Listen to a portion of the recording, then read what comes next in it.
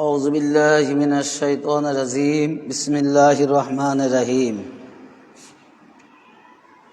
الحمد لله نحمده ونصلي ونسلم على رسوله والنبي الأمين الكريم الرؤوف الرحيم وعلى آله وأهل بيته الطيبين والطاهرين والمعصومين الأجمعين خصوصا على سيدنا غوث الأعظم على جده النبينا عليه الصلاة والسلام وقد قال الله تعالى في كلامه المجيد وفرقان الحميد إن الله وملائكته يصلون على النبي يا أيها الذين آمنوا صلوا عليه وسلموا تسليما মুআজ্জাজ সামিন কিরাম, মহান আল্লাহ রাব্বুল আলামিনের দরবারে আজকে পবিত্র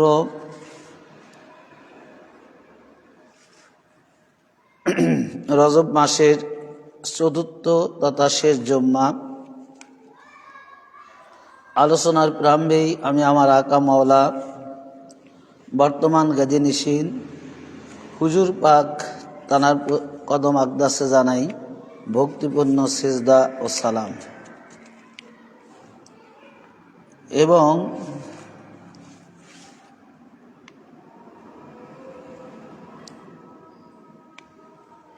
তানার আল আওলাদ পূর্বপুরুষ আহলে বাইত কিবলা কাবার কদম যুগলে ভক্তিপূর্ণ সিজদা কদম বসে আরজ করত। অতঃপর আজকের এই জুম্মার নামাজ পড়ার নিমিত্তে যে সকল মুসল্লি কিরাম পবিত্র মসজিদে খানকায়ে কাদিরা সাঁঠাগোলা মসজিদ পাকে হাজির হয়েছেন, খাস করে আমার সকল পীর ভাই বোনদের প্রতি এবং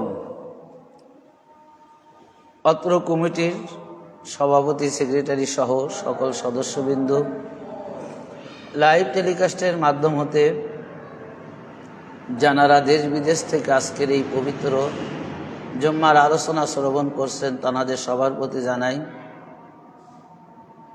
রাসূল পাক সাল্লাল্লাহু আলাইহি সাল্লামের মিরাজ উপলক্ষে মাওলায়ে কায়নাত পাকের আগমন উপলক্ষে মোবারকবাদ, শুভেচ্ছা, সালাম, অভিনন্দন। আসসালামু আলাইকুম ওয়া রাহমাতুল্লাহি ওয়া বারাকাতুহু। আজকে পবিত্র রজব মাসের 26 তারিখ। সবচাইতে অলৌকিক যে ঘটনাটা হুজুর পাকের জীবনে ঘটেছিলেন, অসংখ্য অলৌকিক ঘটনা হুজুর পাকের দ্বারা সংঘটিত হয়েছে। হুজুর পাক মুজিজা দেখাইছেন, অনেক কিছু করেছেন। তার মধ্যে সবচেয়ে আশ্চর্যজনক যে ঘটনাটা ঘটেছিল সেটা হলো পবিত্র মেরাজ।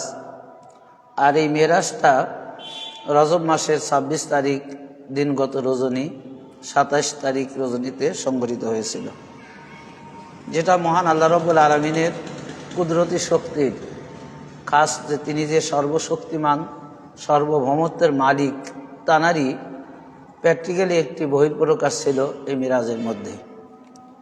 যার কারণেই এই মিরাজ যারা ইনকার করে বা করেছে, এটা চিরন্তন যে আল্লাহ শক্তিকেই তারা ইনকার করেছে। কারণ আল্লাহ রাব্বুল আলামিনের নিকট এমন কিছু নাই যে তিনি করতে পারেন না। কোরআন পাকের মধ্যে অসংখ্য আয়াত পাকে আল্লাহ তাআলা বলেছেন ইন্নাল্লাহা আলা কুল্লি শাইইন কাদির, যে আল্লাহ সমস্ত কিছুর ক্ষমতাবান, এমন কিছু নেই আল্লাহ করতে পারে না। যার কারণে যদি আল্লাহ রাব্বুল আলামিন সমস্ত কিছুর ক্ষমতার মালিক হয়ে থাকেন, তিনি যদি সমস্ত কিছু করতে পারেন, তাহলে এই মিরাজ তো একটা মামুলি ব্যাপার, কেন পারবে না? আর আল্লাহর যে শক্তি, সেই শক্তিটা প্র্যাকটিক্যালিভাবে এই মিরাজের মধ্যে প্রস্ফুটিত হয়েছে। তো সম্মানিত উপস্থিতি, আজকে আমি আমার যদি আকা মাওলা তিনি যদি আমার প্রতি দয়া করেন, রহম করেন, করুণা করেন, তাহলে আমি অদম গুনাহগার মিরাজ সম্পর্কে কিছু আলোচনা করার চেষ্টা করব, যেটা রাসূল পাক সাল্লাল্লাহু আলাইহি সাল্লাম মাধ্যমে সংগঠিত হয়েছিল। এই মিরাজকে দুইভাবে আলোচনা করা হচ্ছে, এক স্বপ্ন আর একটা হলো সশরীরে।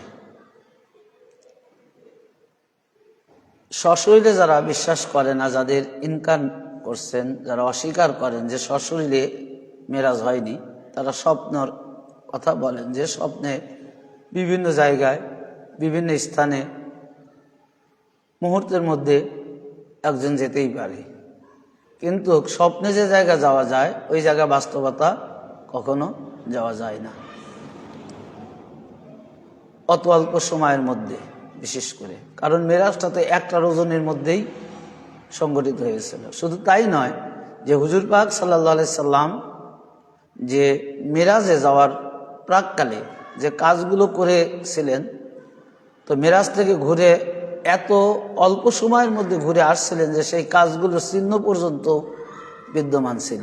যেমন অজুর পানি, যেখানে বসে অজু করছিলেন অজুর পানি ছিল, দরজা খুলে হুজুর পাক বের হয়েছিল,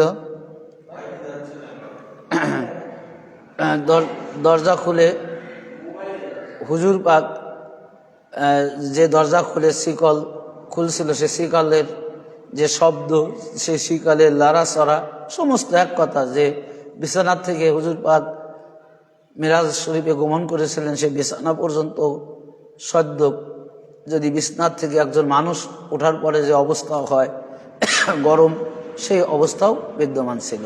অর্থাৎ এত অল্প সময়ের মধ্যে এক কথা, যার কারণেই অনেক সাহাবীরা, শুধু সাধারণ মানুষই নয়, মুশরিক কাফেররাই নয়, যে যখন মিরাজের ঘটনাটা রাসূল পাক যখন বর্ণনা করেছেন, এই স্বল্প সময়ের কারণে প্রত্যেকটা ব্যক্তি কি করেছে, মিরাজকে ইনকার করেছে, অস্বীকার করেছে। কিন্তু যারা খালেস মুমিন, তারা মিরাজকে অস্বীকার করেননি।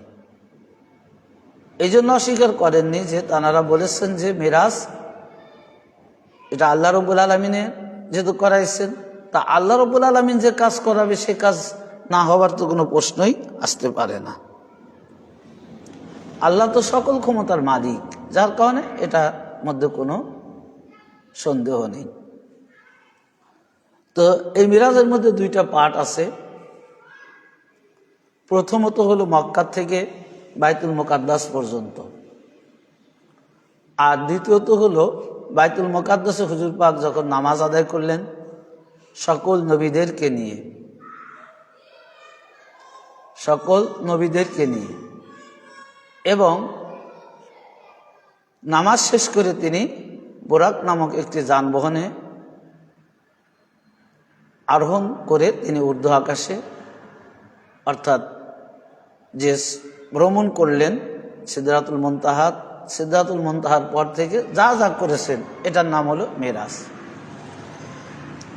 তা আজকে যারা সশরীরে মেরাজকে অস্বীকার করে, আমি তাদের আলোকে এই মিরাজ থেকেই একটি স্পষ্ট দলিল যুক্তি উপস্থাপন করব। সেটা হলো এই যে এটা কিন্তু প্রত্যেকটা ব্যক্তিরাই এই কথাটা স্বীকার করে যে হুজুর পাক সাল্লাল্লাহু আলাইহি সাল্লাম বাইতুল মুকাদ্দাসে তিনি ইমামতি করেছেন, আর এই ইমামতি করেছেন কাদের? 1,24,000 নবী এবং রাসূলের। তো 1,24,000 নবী এবং রাসূল পাক যদি তানারা যদি হুজুর পাকের পিছনে নামাজ আদায় করার জন্য তানারা যদি হাজির হতে পারে, বিশেষ করে আদম থেকে শুরু করে হযরত ঈসা পর্যন্ত, তাহলে এই ক্ষমতা যদি এটা কে করাইছেন? এটাও তো আল্লাহ রাব্বুল আলামিনই করাইছেন। তা আল্লাহ রাব্বুল আলামিন যদি এনাদেরকে যদি একত্রিতকরণ করতে পারে, তাহলে মিরাজ কেন সশরীরে পারবে না? কারণ এই জন্য বলা হয়েছে যে আল্লাহ সকল শক্তির মালিক, আল্লাহ সকল শক্তির ক্ষমতাবান রাখেন। আর যে আল্লাহ তাআলা সকল শক্তির মালিক, তিনি সব কিছুই করতে পারেন, অর্থাৎ এর মধ্যে কোনো সন্দেহ নেই। বরং যারা মিরাজকে অস্বীকার করছে, যারা মিরাজকে ইনকার করেছে, প্রকৃতপক্ষে তারা আল্লাহর শক্তিকেই ইনকার করেছে। যার কারণে আল্লাহ তাআলা এখানে বলেছেন যে আসরা, তিনি মুতাকাল্লিমের শিখা ব্যবহার করেছেন যে আমি রাসূল পাককে অর্থাৎ আমার হাবিবকে নিয়ে আমি সফর করাইছি। স্বয়ং আল্লাহ তাআলা বলতেছেন যে আমি সফর করাইছি, তাহলে আর এর মধ্যে কি সন্দেহ থাকতে পারে? রাসূল পাক সাল্লাল্লাহু আলাইহি সাল্লামের এই মিরাজটা এটা অন্যরকম, এর অনেকগুলো কারণ ছিল। আজকে এই মিরাজের মধ্যে যে কিছু কিছু ঘটনা রয়েছে, সেটা হলো আমি সেটা সম্পর্কে কিছু আলোচনা করার চেষ্টা করব। যে দেখেন, আজকে আমরা মাওলা আলী আলাইহিসসালাতু ওয়াসসালাম পাককে ওয়াজহুল্লাহ বলা হয়, বা হযরত আলী কারামাল্লাহু ওয়াজহুল করিম। এটা আমরা কেন বলি? আমি এর পূর্বে দলিল সহ আলোচনা করেছিলাম যে রাসূল পাক সাল্লাল্লাহু আলাইহি সাল্লাম যখন মিরাজে গেলেন, অর্থাৎ তিনি মিরাজে গমন করার পর যখন আল্লাহর সঙ্গে তিনি কথা বলছিলেন, আর এই কথাটা অর্থাৎ এমন কার শব্দে, কার কণ্ঠে এবং কার সম্পর্কে এই কথাগুলো হয়েছিল, সেটা কিন্তু মিরাজ পাকের মধ্যে এটা হুজুর পাক এরা বলেছেন। এবং ফেরেশতার থেকে শুরু করে সাহাবীদের মাঝে এসে উত্তর দিয়েছেন যে আমি মিরাজে গিয়ে যে কথা বলেছিলাম, যে কথা,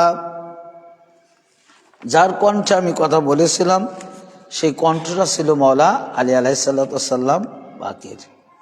অর্থাৎ মাওলা আলী আলাইহিসসালামের কণ্ঠে তিনি কথা বলছেন, এবং তিনি হযরত আলী আলাইহিসসালাতু ওয়াসসালামের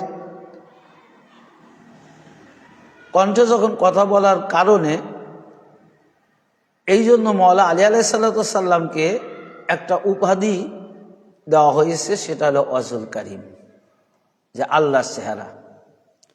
কারণ এখানে শুধু আল্লাহর চেহারা এই কারণেই বলা হয়েছে যে ওয়াজহুল করিম মানে আল্লাহর চেহারা, কারণ আল্লাহর চেহারাটাই, সুরতটাই মিরাজের রজনীতে রাসূল পাক সাল্লাল্লাহু আলাইহি সাল্লাম যে সুরাতে, যে আকারে আল্লাহর সঙ্গে কথা বলছেন, আর সেই আকারটাই ছিল মাওলায়ে কায়নাত পাকের। যার কারণে মাওলায়ে কায়নাত পাককে আজকে আমরা ওয়াজহুল করিম বলি। কিন্তু অনেকেই এই শব্দটা ব্যবহার করে, কিন্তু এই শব্দটা যে কেন, কিসের জন্য করে, এটা কিন্তু কেউ, এর হাকিকাতটা কিন্তু কেউ বলে না যে এর মূল হাকিকাত কি ছিল। তো আজকে মাওলায়ে কায়নাত পাক এত মর্যাদাপূর্ণ ছিল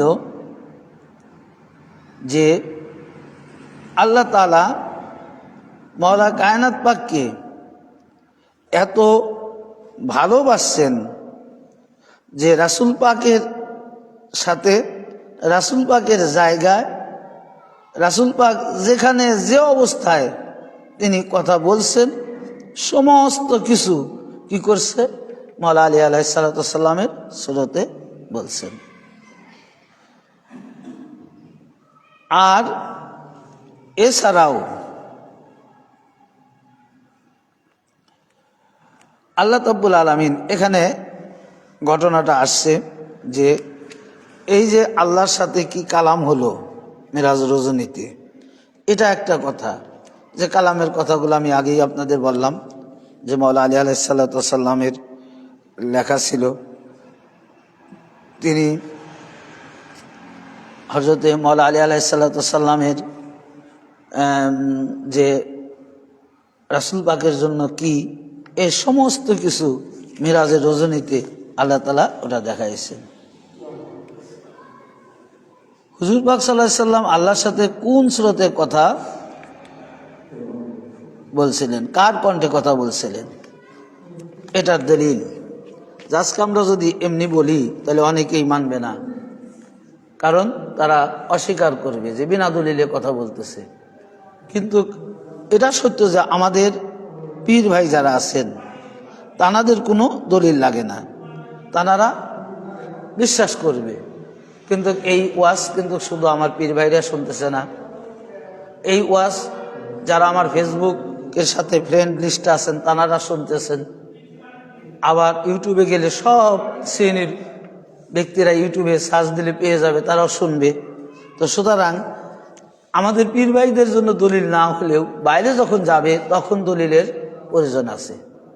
আর যার কারণে যে এখানে বলা হচ্ছে যে আল্লাহ রাব্বুল আলামিন কোন সূরতে কার কণ্ঠে কথা বলেছিলেন,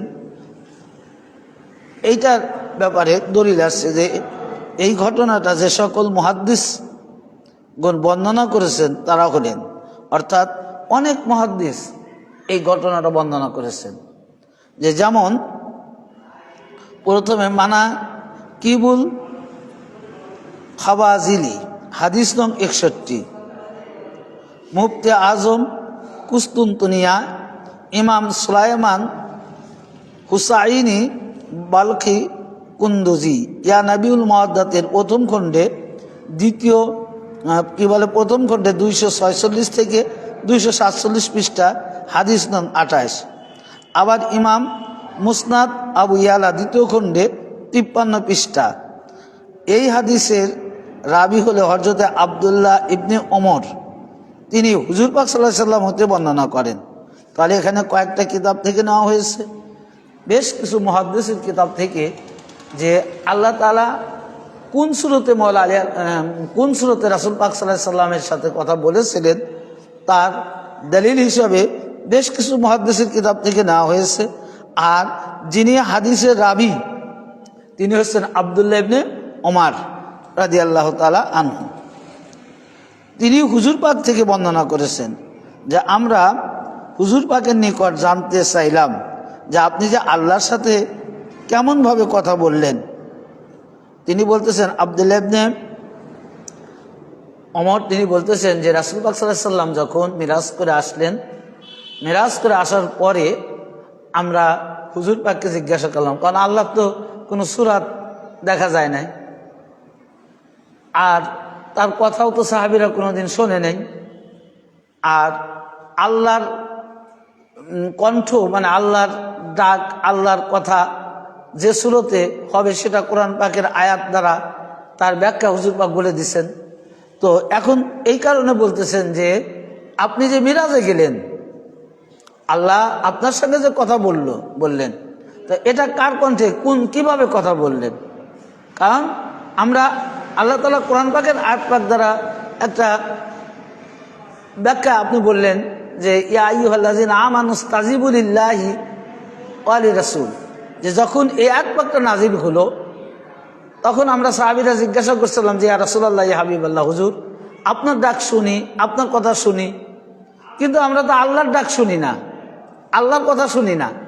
তো আমরা আল্লাহর ডাক কিভাবে শুনবো, আল্লাহর কথা কিভাবে শুনবো? এখানে তো দুইজনের ডাকে সাড়া দেওয়ার কথা হয়েছে, এক আল্লাহ এবং রাসূল। তো আপনার ডাক শুনলাম, শোনার সাথে সাথে আমরা হাজির হলাম, আপনার ডাকে সাড়া দিলাম, কিন্তু প্রথমে তো আল্লাহ, তা আল্লাহর ডাক আমরা কি করে শুনবো, কিভাবে আল্লাহর ডাকে সাড়া দেব? তখন হুজুর পাক বললেন যে আল্লাহ তোমাদের ডাকবে না, আল্লাহ ডাক তোমরা শুনবে না, কারণ আল্লাহ ডাকবেও না, আল্লাহর ডাক তোমরা শুনবে না। যখন আমি রাসূল পাক ডাকবো, এই ডাকাটাই আল্লাহর ডাক হয়ে যাবে, আমার ডাক মানেই আল্লাহর ডাক। তো তখন সাহাবীরা প্রশ্ন করলে যে ইয়া রাসূলুল্লাহ, আপনার ডাক আল্লাহর ডাক, আপনার ডাকে সাড়া দেওয়া, আল্লাহর ডাকে সাড়া দেওয়া।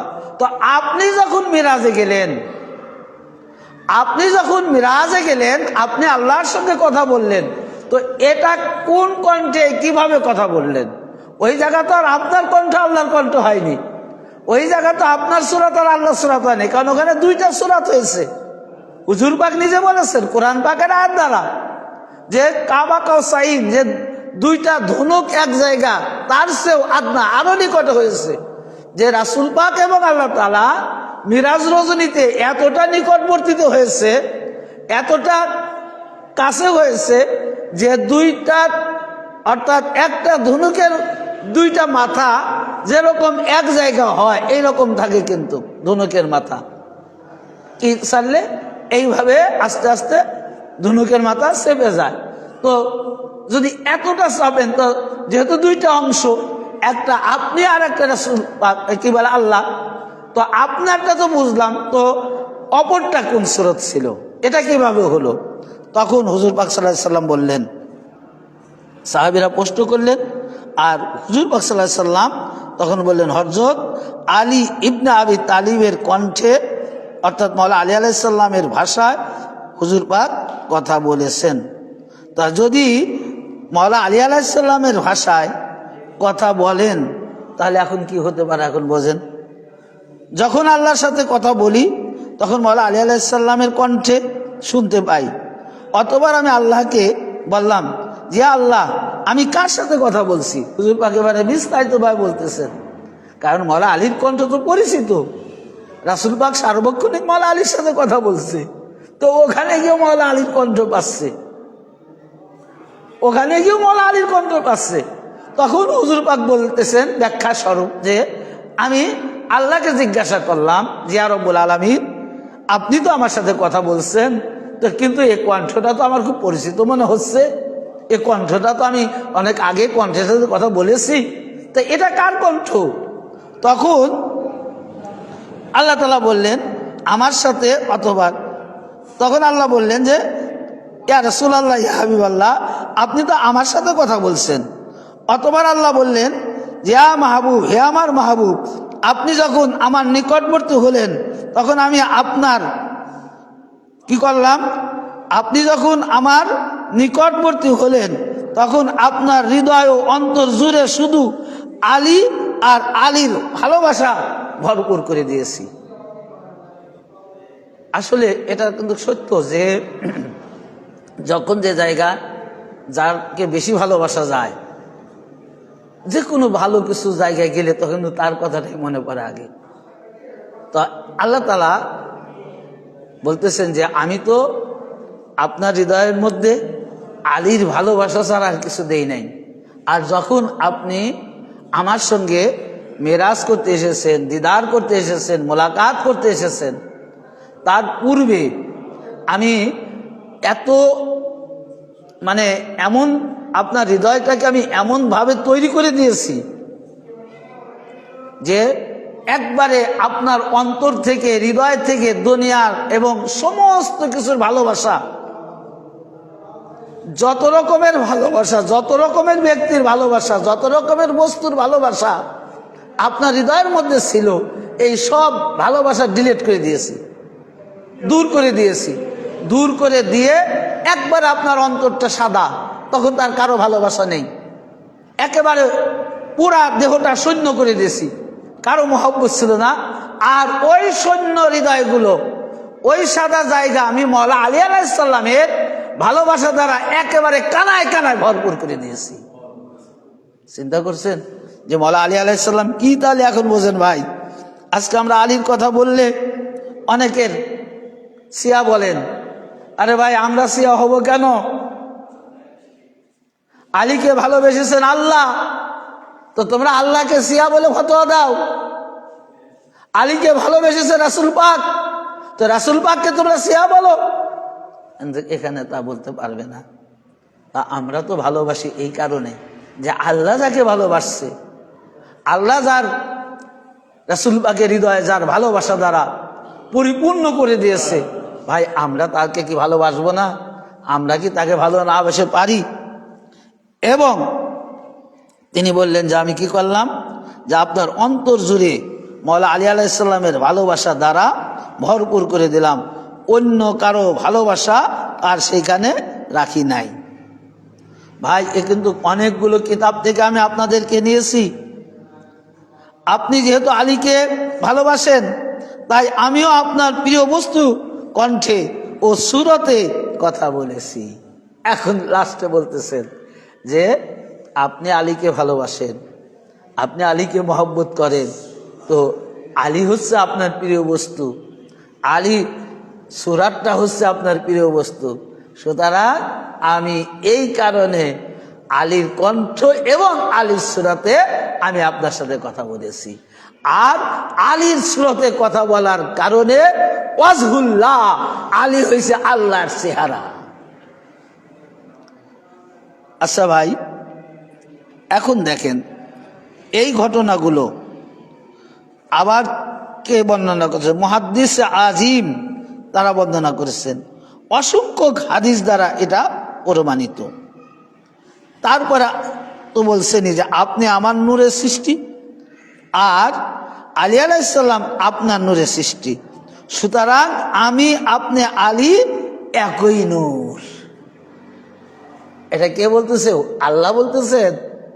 কোন জায়গা? মিরাজে গিয়ে। আর মিরাজ থেকে এই ঘটনা শেষ করে তিনি সাহাবীদেরকে জানাচ্ছেন। যখন আল্লাহ বললেন যে আপনি আলীকে ভালোবাসেন, তাই আমি আলীর কণ্ঠে কথা বলেছি, আপনি আলীকে ভালোবাসেন, তাই আমি আলীর সুরাতে কথা বলেছি। তো এরপরে বলতেছেন যে আপনি কেন আলীকে ভালোবাসবেন না, ভালোবাসার কারণটা কি?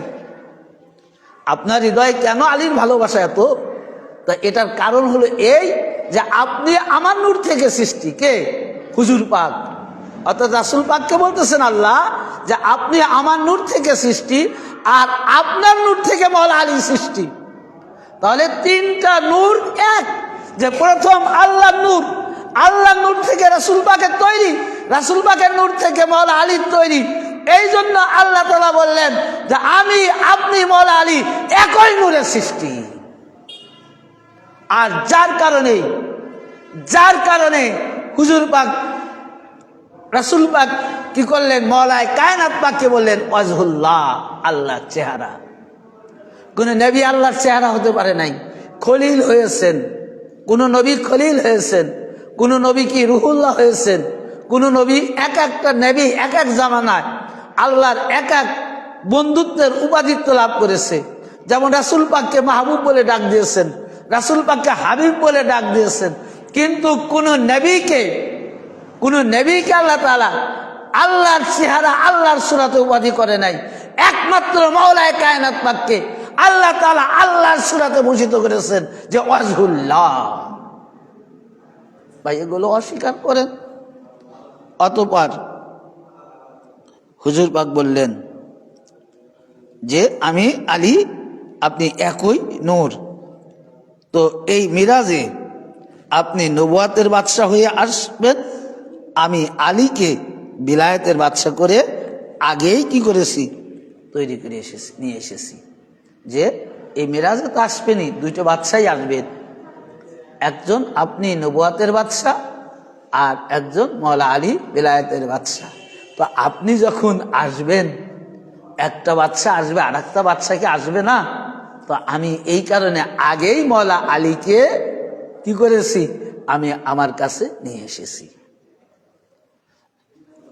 এতগুলো কিতাব থেকে আমি আপনাদের দলিল দিলাম। আর এই কিতাবগুলো কিন্তু আমি এটা অনেক সময় অনেক কথাই বলি যে দেখেন আমাদের তরিকাতের কোনো কিতাব থেকে কিন্তু আমি বলিনি। কারণ যদি আমাদের তরিকাতের লেখা কিতাব থেকে বলতাম তাহলে বলতে এরা তরিকা করে, তরিকার জন্য বলছে। তো সেই কারণে তিনি বললেন যে আমরা চেষ্টা করি কি যে যেগুলো অকাট্য দলিল, সেই অকাট্য দলিলকে আমরা কি করি? আমরা বলার চেষ্টা করি যাতে মানুষ বিশ্বাস করতে পারে এবং মওলা আলী আলাইহিস সালামকে আমরা যাতে ভালোবাসতে পারি। এখন দেখেন আরেকটা কি বলতেছেন যে আসলে মিরাজের অসংখ্য ঘটনা রয়েছে, জাহেরি রয়েছে, বাতিনি কারণ রয়েছে, যে মিরাজের কোনো ঘটনা শেষ না। তো এখানে দেখেন বলতেছেন যে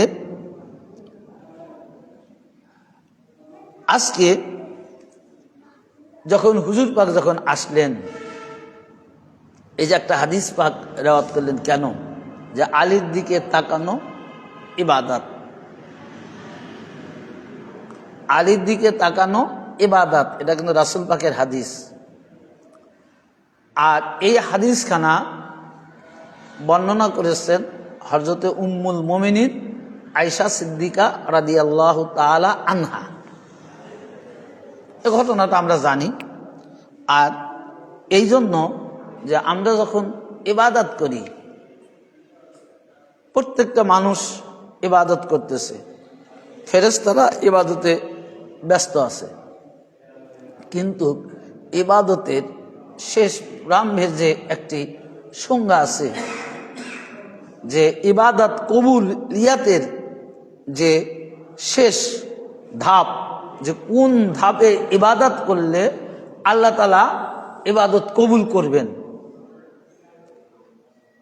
সব শেষে এখানে বলা হয়েছে যে আপনি যখন নামাজে দাঁড়াবেন, নামাজ দিই বলি, যে আপনি যখন নামাজে দাঁড়াবেন, এই সালাতে দাঁড়ানোর সাথে সাথে আপনাকে প্রথমত আকীদা আনতে হবে যে আমি যে নামাজে দাঁড়াইছি, এই নামাজে আল্লাহ তাআলা আমাকে দেখছেন। তা আল্লাহ যদি আপনাকে দেখেন, তাহলে আপনাকে আল্লাহকে দেখতে হবে। কিন্তু আমাদের চর্মচোখে এটা তো সম্ভব না, আমরা দেখতে পারি না কেউ। তো আমাদের চর্মচোখে কিন্তু এটা সম্ভব না। আমরা ইবাদত করতেছি, কোনো ব্যক্তি কি বলতে পারবে যে আমরা আল্লাহকে দেখেছি? কেউ কিন্তু বলতে পারবে না। তারপরে বলতেছে যে এটা একটা, তারপর একটা সহজ একটা ভাষা যখন এত বড় কঠিন হয়ে গেল, এটা একটা কঠিন শব্দ হয়ে গেল না, যে আপনি আল্লাহকে দেখে ইবাদত করবেন, এটা একটা কঠিন শব্দ, কঠিন কাজ, কারণ যেহেতু আমরা আল্লাহকে দেখতে পারি না।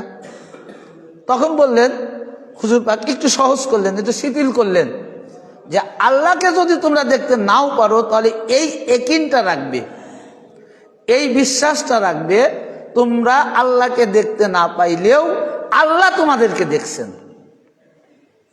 আল্লাহ তোমাদেরকে দেখছেন।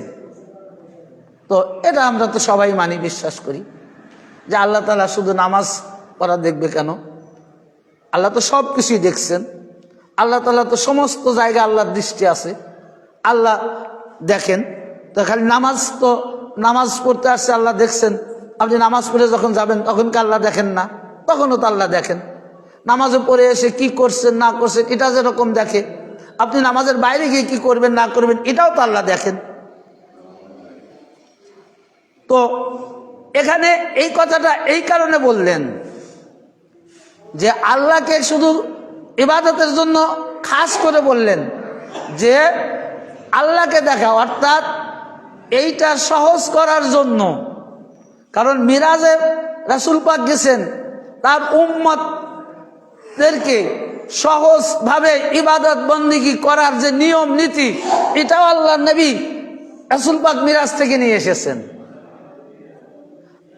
বান্দার ইবাদত যাতে কঠিন না হয়, অর্থাৎ রাসূল পাকের উম্মতের ইবাদত যাতে কঠিনতা না হয়, যাতে সহজে ইবাদত করতে পারে, এক নিয়ম, এক কৌশল, এক কায়দাও হুজুর পাক মিরাজ থেকে নিয়ে এসেছেন।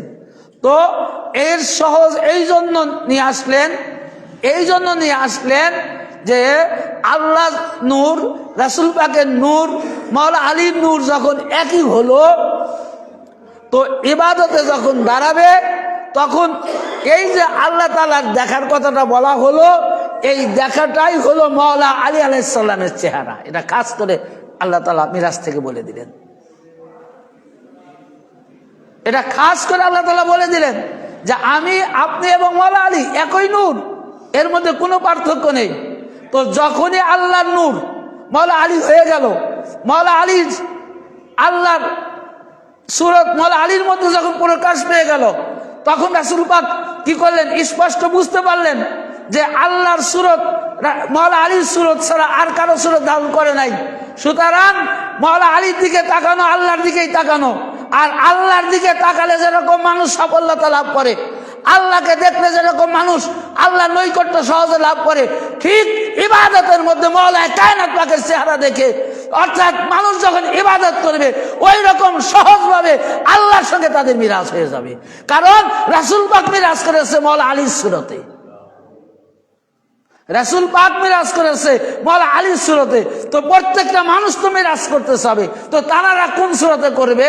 তো রাসূল পাক এই জন্য বললেন যে মাওলা আলীর দিকে তাকানো ইবাদত, মাওলা আলীর দিকে জিকির করা ইবাদত, মাওলা আলীকে ভালোবাসা ইবাদত, মাওলা আলীর দিকে চেহারা নজরে রাখাটা এটা আল্লাহর চেহারা শামিল হয়ে যাবে। এই কারণে হুজুর পাক এই হাদিসটা বললেন।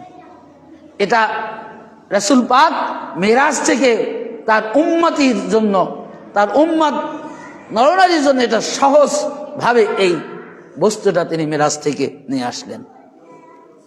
এই জন্য মিরাজের অসংখ্য হাকিকাত রয়েছে, বাতনি জাহিরি অনেক কিছু রয়েছে, কিন্তু আমরা এগুলো মোটের উপরে বুঝি না ভাই। আজকে আমরা মাওলা আলীর জিকির করলে, মাওলা আলীর গুণগান গাইলে আজ আমাদের কি বলা হয়? সিয়া বলা হয়। তো আজকে পবিত্র মিরাজ রজনী, মালিক মাওলা পাক যদি দয়া করে ইনশাআল্লাহ চেষ্টা করো মিরাজের বাতিনি রহস্য আলোচনা করার। মাওলা পাক যদি আমার উপর তার দয়া, তার রহম, তার করুণা করেন। মহান আল্লাহ রাব্বুল আলামিন আমাদের প্রত্যেকের হৃদয়ের মধ্যে মাওলা কায়নাত পাকের ভালোবাসা নিয়ে যেন এই দুনিয়ার জিন্দেগি থেকে শেষ বিদায় নিতে পারি। সবাই বলেন আমিন। আমা তৌফিক ইল্লা বিল্লাহ।